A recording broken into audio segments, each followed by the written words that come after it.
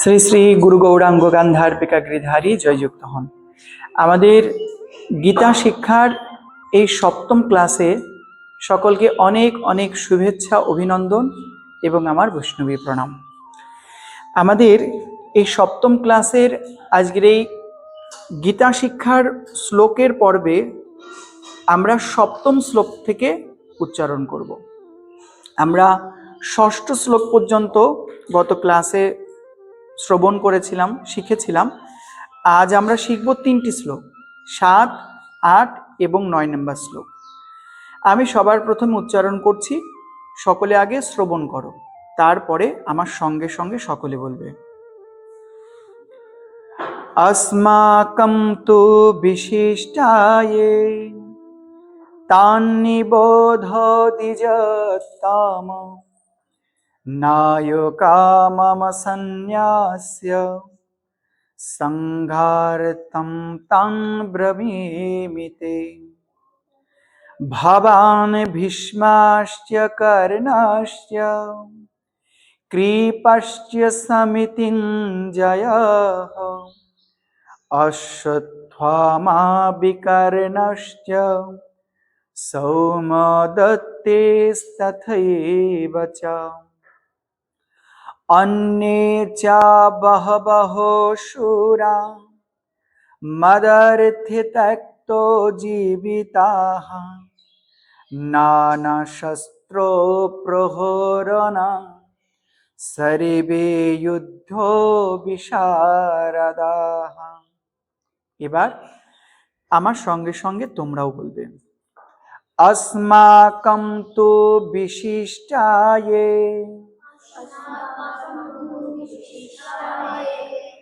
तान्निबोधो द्विजोत्तमा नायका मम सन्न्यस्य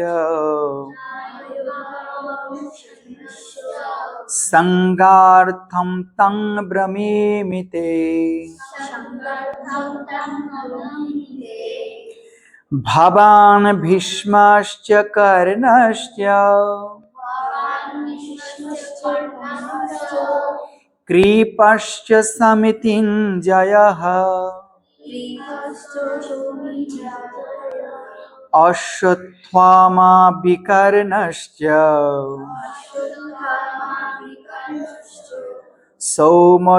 सौमदत्तेस्तथैव च अन्ये च बहवः शूरा मदर्थे त्यक्तो जीविताः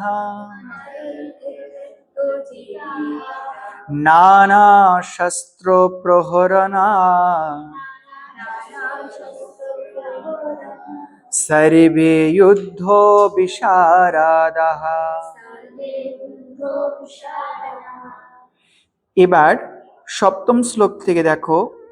अस्माकं মানে আমাদের, তু মানে কিন্তু, বিশিষ্টা মানে বিশেষ বা প্রধান, ইয়ে যারা, তান্নিবোধ তান যুক্ত নিবোধ, তান্নিবোধ তান মানে তাদের, নিবোধ মানে লক্ষ্য করুন বা অবগত হন, দ্বিজোত্তম দ্বিজ মানে ব্রাহ্মণ, আর ব্রাহ্মণের মধ্যে যিনি শ্রেষ্ঠ ব্রাহ্মণ তিনি দ্বিজোত্তম।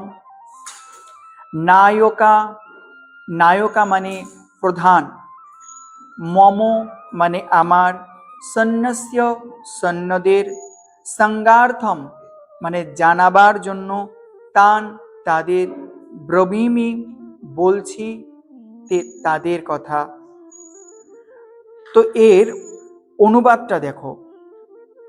হে ব্রাহ্মণ কুলশ্রেষ্ঠ, আমাদের পক্ষেও যে সকল সেনাপ্রধান আছেন আপনি তাদের জেনে নিন।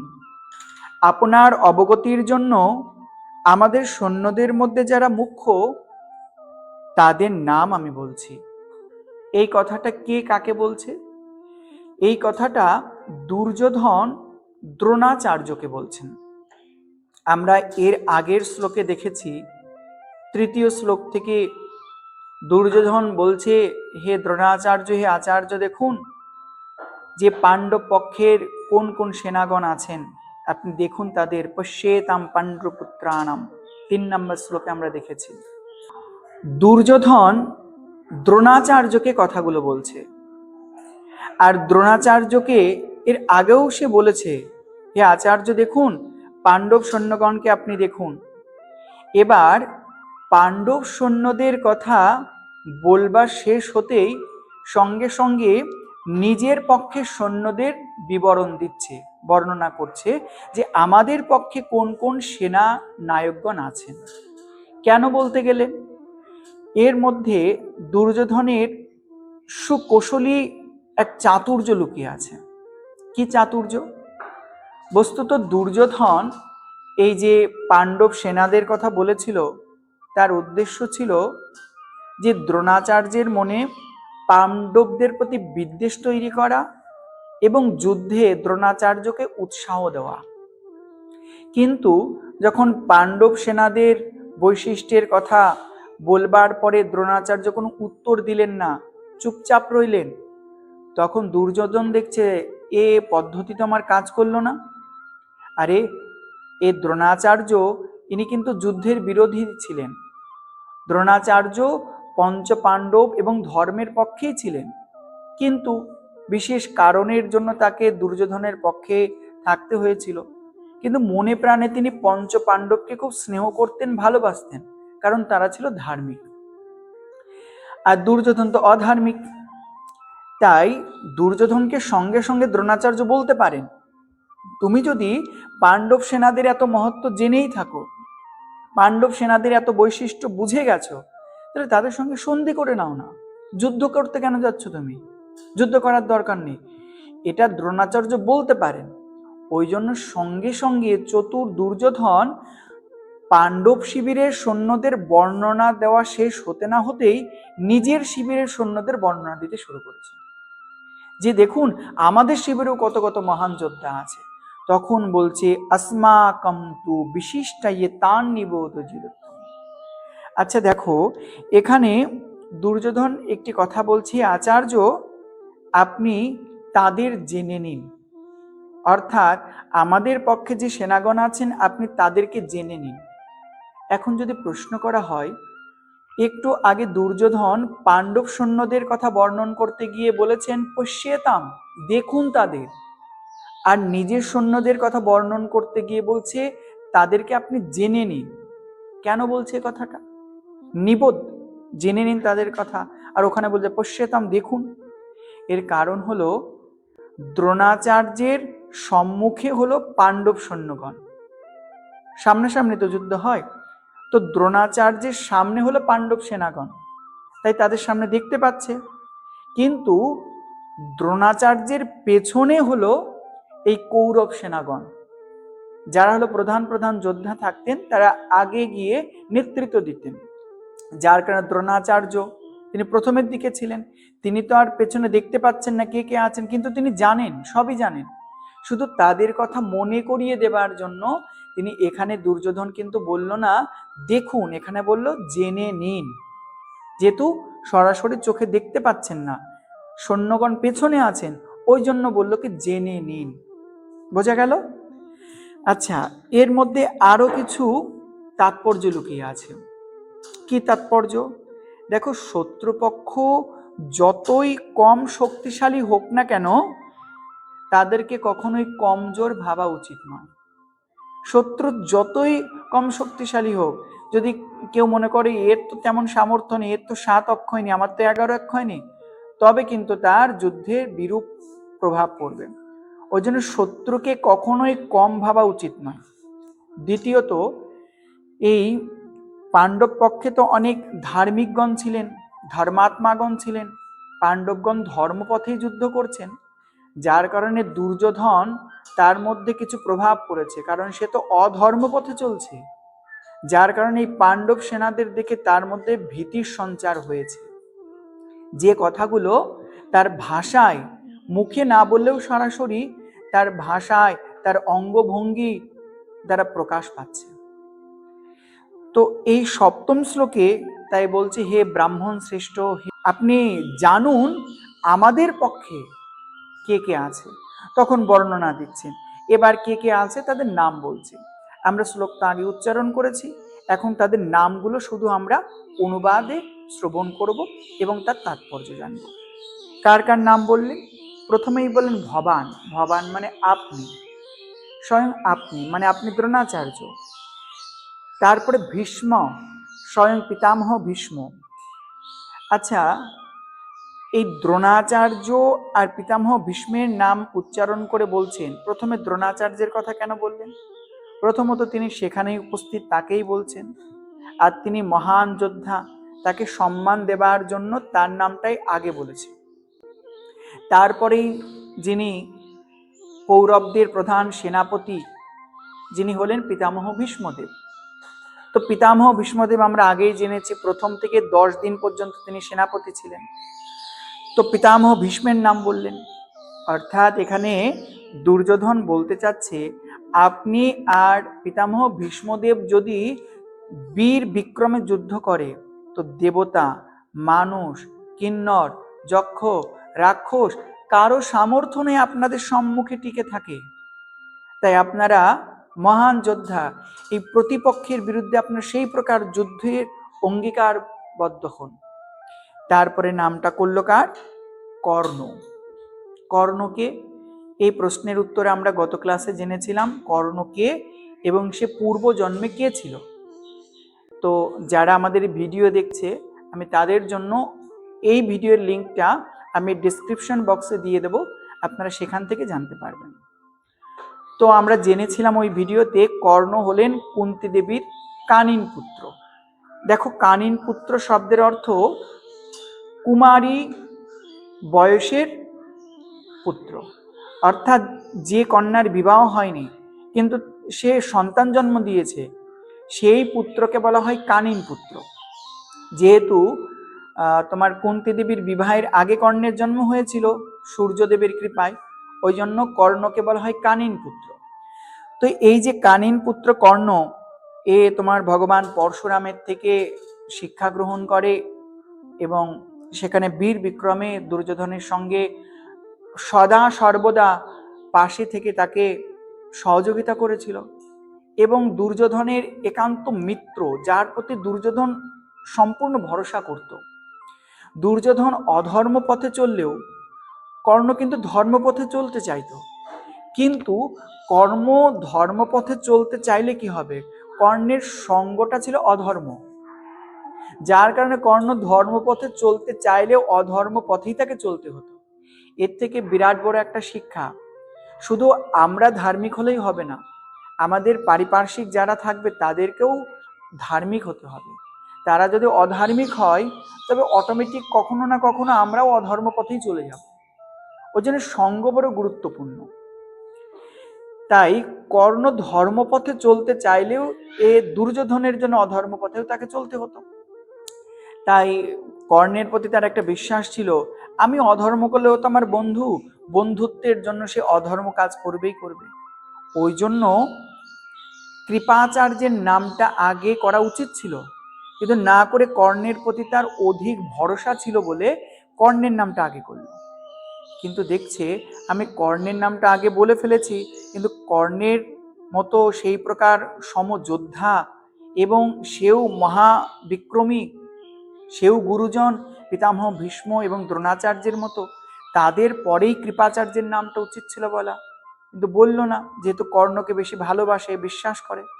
ওই জন্য চতুর দুর্যোধন একটি এখানে শব্দ ব্যবহার করেছে, সমিতিঞ্জয়, অর্থাৎ যুদ্ধজয়ী। অর্থাৎ এখানে কৃপাচার্যের নামের সঙ্গে যুদ্ধজয়ী কথাটা যুক্ত করে দিয়েছে। এই বিশেষণের দ্বারা তাকে একটু মানে কি বলবো, ইমপ্রেস করার চেষ্টা করছে, তাকে অনেক প্রশংসা করার চেষ্টা করছে, দেখো যে সে তো বড় বড় যুদ্ধ জয় করে এসছে। এরপরে নাম করলেন অশ্বত্থমা। অশ্বত্থমা ছিল আচার্য দ্রোণাচার্যের পুত্র। এরপর নাম করলো বিকর্ণ। এই বিকর্ণ কে ছিলেন? এই বিকর্ণ ধৃতরাষ্ট্র মহারাজের যে শতপুত্র ছিল তার মধ্যে তৃতীয় পুত্রের নাম হলো বিকর্ণ। প্রথম দুর্যোধন, দ্বিতীয় দুঃশাসন, তৃতীয় বিকর্ণ। এই বিকর্ণের নাম করলো। তারপরে নাম করলো সৌমদত্তের পুত্র ভূরিশ্রবা।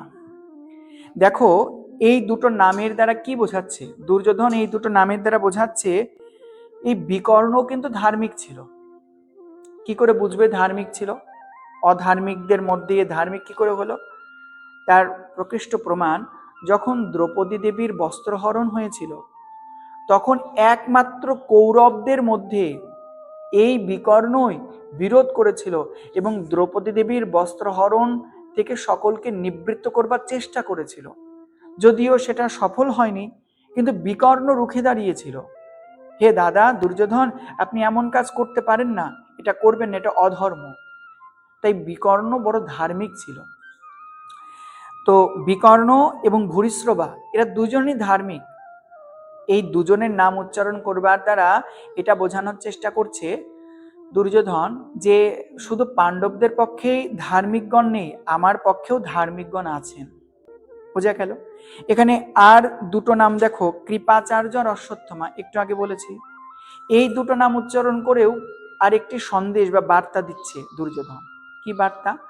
দেখো এই যে তোমার কৃপাচার্য এবং অশ্বত্থমা, এরা কিন্তু মৃত্যুঞ্জয়ী, এদের মৃত্যু নেই।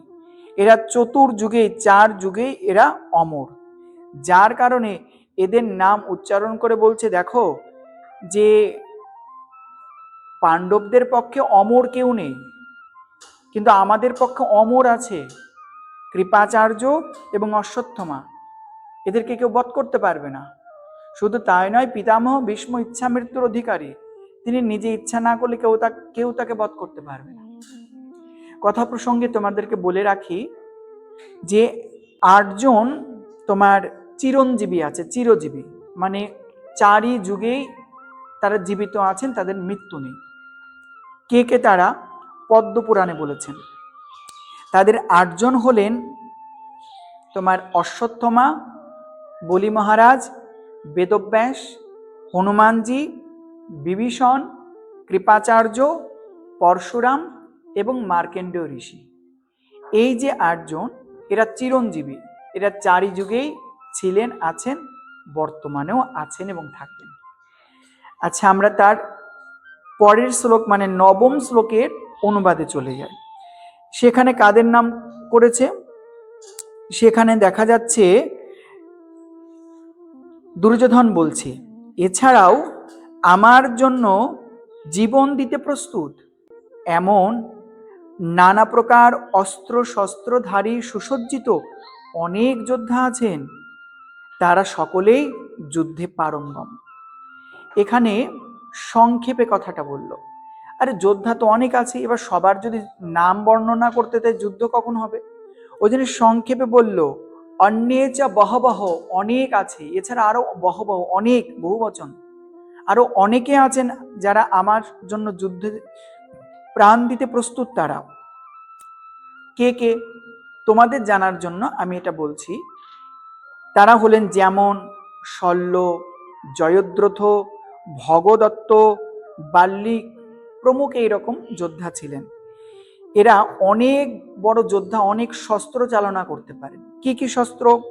কেউ বাণ চালনা করতে পারে, কেউ ভালো গদা চালনা করতে পারে, তলবারি, বর্ষা ইত্যাদি ইত্যাদি বিভিন্ন এই প্রকার অস্ত্র চালনা করতে পারে। ওই জন্য এই প্রকার 9ম শ্লোকের দ্বারা দুর্যোধন বলল, আরো যারা আমার জন্য যুদ্ধে প্রাণ দিতে প্রস্তুত এমন অনেক যোদ্ধাগণ আছে যারা বীর বিক্রমে আমার জন্য প্রাণ দিতে প্রস্তুত। তো এই যে 3টি শ্লোক আমরা আজ শ্রবণ করলাম, শিখলাম, এই 3টি শ্লোক থেকে আমরা কি শিক্ষা পাই? প্রথমত সার সংক্ষেপ আমি তোমাদের বলছি। এর আগের শ্লোকগুলোতে দুর্যোধন বলেছিল যে পাণ্ডব পক্ষের শ্রেষ্ঠতার কথা, এবার নিজের পক্ষে শ্রেষ্ঠতার কথা সে বলতে বাধ্য হচ্ছে এই কারণ দ্রোণাচার্য না বলে সন্ধি করে নাও। ওই জন্য চাতুর্যের দ্বারা নিজের পক্ষের কথা বলল এবং নিজের পক্ষে সৈন্যদের মধ্যে কি বিশিষ্টতা সেটা আমরা ব্যাখ্যার মাধ্যমে শ্রবণ করেছি। এবার চলো আমরা 3টে শ্লোক আবার সবাই মিলে উচ্চারণ করব। अस्माकं तु विशिष्टाये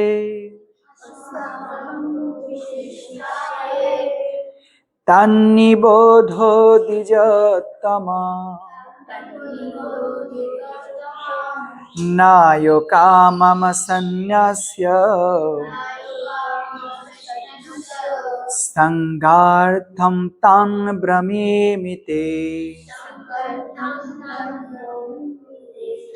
भवान् भीष्मश्च कर्णश्च कृपश्च समितिञ्जयः अश्वत्थामा विकर्णश्च सौमदत्तेस्तथैव च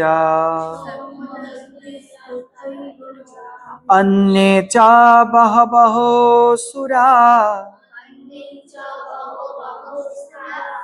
मादर्थे त्यक्तजीविताः नानाशस्त्रप्रहरणा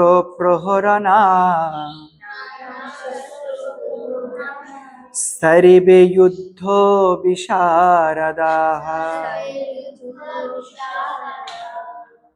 আজকের আমরা গীতা শিক্ষার এই পর্যায়ে এই 3টি শ্লোক নিয়ে আলোচনা করলাম। আশা করি সকলেই বুঝতে পেরেছো।